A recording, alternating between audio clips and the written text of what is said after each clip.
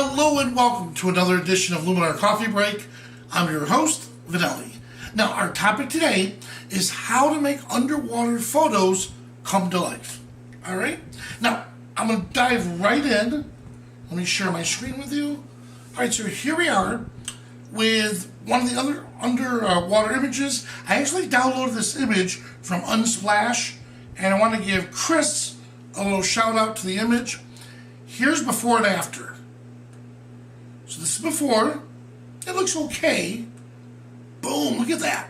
After. Now we could, notice these little rays in here, we could take it a step further and add extra sunshine and stuff like that through it, but I just want to stick to the basics to show you how to make this go from a lack of contrast image to one with full contrast, making it look its absolute best. All right, so I'm going to come to the edit panel and under history, let's start from the original. Now, before I start from the original, I do want to show you, I did start with a template, so that's what we're gonna go right in. That was good, Kit. Dive right in. So here's the original, and we're gonna come over to templates, and you'll notice we have the water scapes. I'm gonna double click on waterscape, and I just went through, and the first one I really liked the best in the beginning, and then I came down here to dark and rich. Ooh, look at that. I'm gonna make that my favorite. So already dark and rich already started to make this image come to life. Edit. And I'm gonna come over here to some of the tools. So once again, any of the dots that are next to the tools are gonna represent what the template used to make this look the way it does. I want to come down here and add a few of my own tools. Landscape is one of them. And I'm going to come under to dehaze. And let's see what dehaze does. Ooh, look at that. So dehaze is bringing us some of the richness in the water. And I'm going to come back up here to enhance. And I know this isn't the sky, but if we use Sky Enhancer is going to add to it. Ooh, that looks good. And of course, my Accent AI. All right. So far, it's coming along really well. We got from here to here. Now we're going to come down a little bit. Here, let's add some structure now. This is where we have to be a little careful. There's going to be artifacts in the water. So if we go overboard, let's say we boost it to make it look like HDR. If we boost it too much, the turtle's going to come out good, but look at what it does to the water. So you have a choice here. We could either come in and just mask out just the turtle and leave the water alone. But if we do that, then we're kind of defeating the purpose of what AI is supposed to be doing. We're supposed to be just moving a few sliders around, save this as our own template, and then move on to the next one. If we definitely need to take this to the next level, let's say for print competition, and this is a one-off, then by all means, spend a lot of time editing the image. But I want to make this real quick, so I'm going to dial this back some. And I'm going to just fine-tune the amount. And then while I'm there, I might as well come down here to the noise. I apologize for the little pop-ups coming up. I had to reboot my machine 1 minute before the show started. So let me shut some of these off real quick.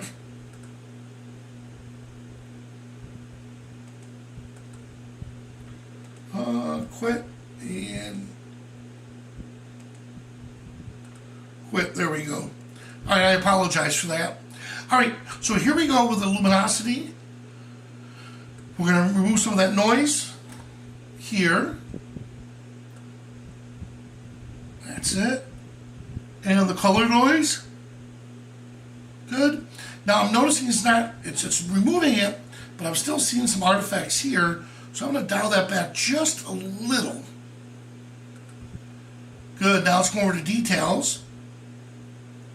And I want to really bring out some of the details. Now again, let's go to an extreme so we can see what we're doing. Medium details, or I'm sorry, small details, we're going to notice a lot. So let's do this, look at this. So why don't we use these two to our advantage? I'm going to use the medium details to 100%, but now watch this. The fine details or the small details, let's go in the opposite direction. Ooh, look at that. So by going in an opposite direction, it's going to smooth out the background, but at the same time, keeping the turtle nice and sharp. So do you see how we did that? So we could use that tool to where the small details can be smooth, but then bring out or enhance some of the medium details. Before and after. Good, and one last one. Let's come over to Vignette. I want to choose my subject, which obviously is a turtle. And let's dial it back just a little. Look at that. Do you see how this, we're putting the focus right on that turtle. Let's feather it a little bit. Get a little inner light. Now watch this. Before, after. Look how that actually brings a turtle to life. And I'm going to dial back some of the amount here. Just a little. All right, there we have it. Now, once I have it set, and I like the changes that I made, well, dark and rich was one of my favorites. Well, let's come down here, and I want to resave it. And then if I come to templates, and if I click on the star here, that's going to reveal my collection. Here's my favorites, any of the templates I purchased, and the template that I just created, which is dark and rich. So let's rename it. I'm going to leave dark and rich. Let's call it version 2.